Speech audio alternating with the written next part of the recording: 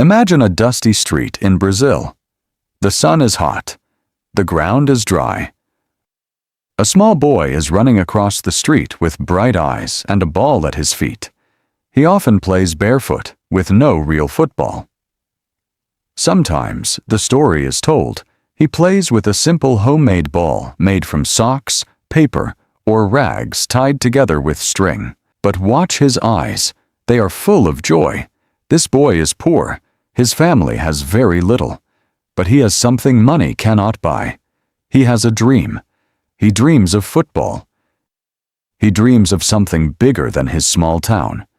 One day, this boy will make a promise, and years later, he will keep that promise in front of the whole world. Over time, the world will give him a new name. They will call him the King. And many years later, when he is gone, people across the world will mourn. His name will become a legacy, something remembered for generations. But how? How did a poor boy from Brazil become the king of football? Let us begin where every great story begins. At home. Story 1. The boy, the ball, and the promise. His real name was not Pelé. His real name was Edson Arantes do Nascimento. He was born on October 23, 1940, in Três Corações, Brazil.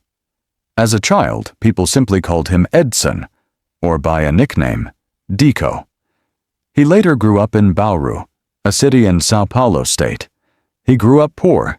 His family could not afford many things. His father, Dondinho, was a footballer too, but injuries made his life hard. The family could not afford a real football. So the boy played with what he had. The story is often told that he used a sock stuffed with newspaper or rags, tied into the shape of a ball. He often played barefoot on dusty streets. He played for one reason only: joy. He was a boy. He had no real football, but he had a dream, and soon he would make a promise. In 1950, Brazil hosted the World Cup. The whole country believed Brazil would win. The people were ready to celebrate. The dream felt close. But in the decisive final match of the tournament, Brazil lost to Uruguay. The nation went silent. It was a day of deep sadness. Edson was about 9 years old. He saw his father, Dondinho, sitting beside the radio, and his father began to cry. Across Brazil, grown men burst into tears that day. Pelé later remembered this moment. The story is often told that the young boy tried to comfort his father. He reportedly told his father not to cry and made a promise. One day he would win the World Cup for Brazil. He was only a child. The promise seemed impossible. A poor boy, a sock ball, a big dream. But promises are easy. Keeping them is hard. First, a door had to open. Story 2. The door opens at Santos. Edson kept playing. He played in the streets. He played for small youth teams. And slowly, people began to notice something special. This boy had a natural gift. Real talent. One man saw it clearly. His name was Valdemar de Brito. He had been a footballer himself, and he understood the game. He watched the young boy play, and he believed in his future before the world ever saw it. So he took the boy to a famous club called Santos. Reportedly, he told the people there that this boy would become the greatest player in the world.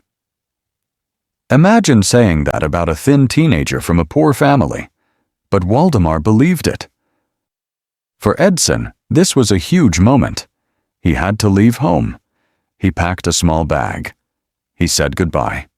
And a bus carried him away from Bauru toward a new life. He was 15.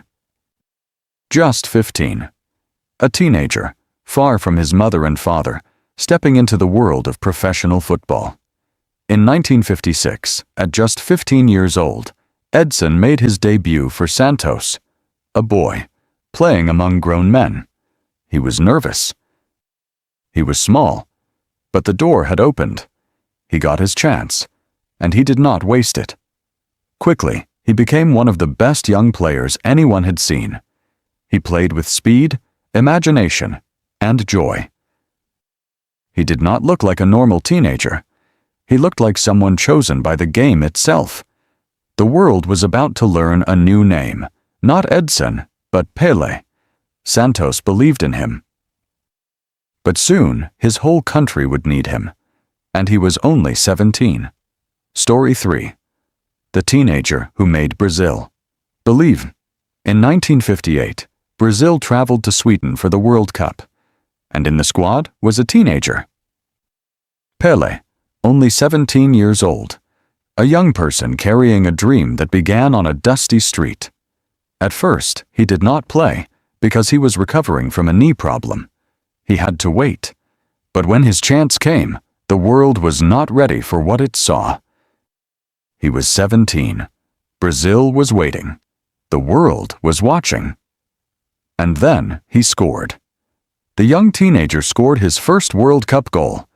Then, in the semifinal, he scored 3 goals in one match. Then came the final. Remember the promise from his childhood? The boy who saw his father cry in 1950 now stood on the world's biggest stage. A 17-year-old boy was carrying the hope of a whole nation. In the final, Brazil played against Sweden, and Pelé scored again, twice. Brazil won. For the very first time in history, Brazil were World Cup champions. And the young boy? He cried. He burst into tears on the field, like a child. The teenager who carried a nation's hope now wept with joy. Think about it. In 1950, he watched his father cry from sadness. In 1958, he made his whole country cry with joy. The poor boy from Bauru had kept his promise. He had made history. He had done something so important that people would remember it forever. The world now knew his name. Over time, they would call him the King. But being a king is heavier than it looks. Story 4. The King learns the weight of fame.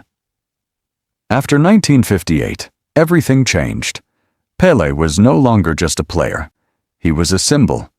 He was the pride of Brazil. Now many people knew his name. Pelé had fame, more than almost anyone in the world. But fame has a price. Every time he played, the whole world watched. Every match, people expected magic. Every touch of the ball carried pressure. And there was another problem. Because he was so good, other teams tried to stop him in hard ways. They fouled him. They broke the rules to stop him, often roughly. In the 1962 World Cup, Pelé was injured in Brazil's second match and missed the rest of the tournament.